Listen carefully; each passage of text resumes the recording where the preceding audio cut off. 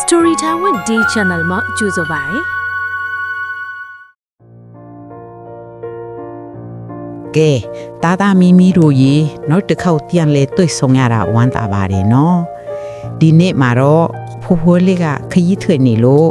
ဖွားဖွားရပဲပုံပြင်ပြောပြပေးမယ်နော်။ဒီနေ့ဖွားဖွားပြောပြမယ်ပုံပြင်လေးရဲ့ခေါင်းစဉ်ကတော့ရုံတကောင်ခြုံပုတ်တပုတ်ဖြစ်ပါလေ။ဒါဆိုပုံပြင်လေးကိုစလိုက်တော့မယ်နော်။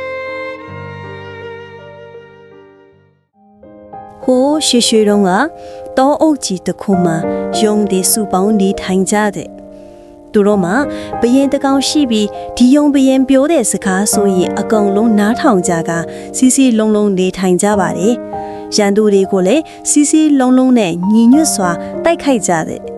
ဒါကြောင့်မလို့သူတို့လည်းအနားကိုဘယ်သူမှမကြရဲကြပါဘူး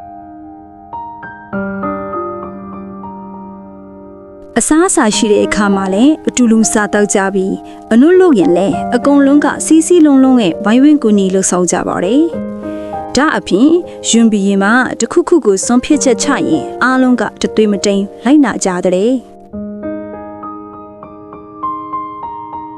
တနေ့မှာတော့ဂျာချင်းတတောင်ကဒေါ်ထဲမှာလှဲ့လဲသွားလာနေတော့ယုံဒီကိုအမတ်မထင်တွေ့သွားတယ်။အဲ့ဒီချိန်မှာယုံသားစားခြင်းတဲ့ဂျာဟာယုံဒီအနာကိုတဖြည်းဖြည်းကတ်သွားတဲ့ယုံဒီဟာရန်တို့ဖြစ်တဲ့ဂျာကိုမြင်တဲ့အခါ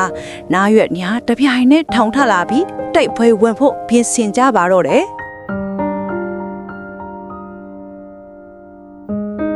ဂျာကြီးလေယုံတွေကိုတွေ့တဲ့အခါအနာကိုမကက်ရဲခဲ့ပါဘူး။ဘာဖြစ်လို့လဲဆိုတော့ယုံတွေရဲ့အရှိလျောက်ရဲ့နားရွက်တွေဟာလှန်တွားနေလို့ဒူတဲ့အတွက်သူအရင်ကြောက်တာပေါ့။ဂျာကြီးကအနာမကက်ရဲပေမဲ့ယုံတွေရဲ့အသားကိုစားချင်နေတာမလို့သူ့ရဲ့အကြံဉာဏ်ကိုထုတ်ထုံးရန်စဉ်းစားလိုက်ပါတော့တယ်။ဒါကြောင့်ဂျာဟာယုံတို့ရဲ့အနာကိုချင်းကပ်သွားပြီးစကားကိုစပြောလိုက်ပါတယ်။အဆွေယုံတို့တင်းတို့မှာဘင်းရင်တကောင်တည်းရှိတယ်။ဒါတောင်မှတင်းတို့မှာအောဆောင်အာနာညက်ပြည့်စုံပြီးအင်အားကြီးမှကြတယ်။အကယ်၍တင်းတို့မှာဘင်းရင်အများကြီးရှိရင်ဒီထက်ပိုပြီးအောဆောင်အာနာနဲ့ပြည့်စုံကဟောဒီတောအုပ်ကြီးတစ်ခုလုံးကိုအုပ်ချုပ်နိုင်ပါပဲလို့မြောက်ဖင်ထွေးခွဲခဲ့ပါတော့တယ်။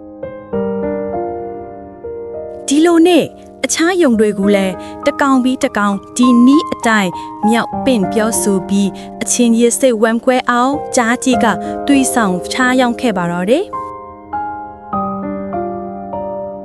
ကြားကြီးရဲ့စကားကိုကြားပြီးနောက်ယုံတွေဟာမာနတက်လာပြီးကိုအထင်ကြီးလာကြက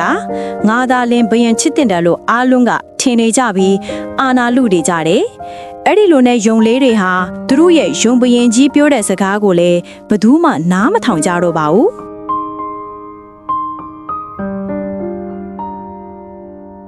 နောက်ဆုံးမှာတော့ယုံတွေဟာစိတ်ဝမ်းကွဲကြက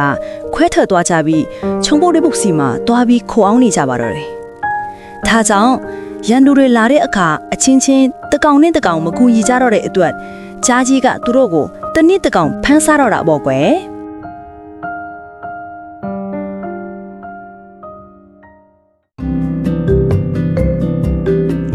ကလေးတို့ရေဖွားဖွားရဲ့ပုံပြင်လေးကတော့ဒီလောက်လေးပါပဲကွယ်သားမမီတို့ရေဒီပုံပြင်လေးရဲ့သင်ခန်းစာကတော့စီးလုံးညီညွတ်မှုကအရာရာတိုင်းအတွက်အင်အားဖြစ်လေအချင်းချင်းစိတ်ဝမ်းကွဲစေမဲ့မကောင်းတဲ့စကားကိုမယုံကြည်ပဲမနားထောင်သင့်ပါဘူးနော်ကလေးတို့ရေနောက်ပြီးတော့လေအချင်းချင်းအကြားမှာမာနများမထားသင့်ပါဘူးနော်အခက်ခဲရှိလာတိုင်းအချင်းချင်းကူညီရမယ်ဆိုတဲ့သင်ခန်းစာလေးများဖြစ်ပါတယ်နော်ကလေးတို့ရေနောက်တစ်ခေါက်မှပြန်လဲဆုံတွေ့ကြမယ်နော်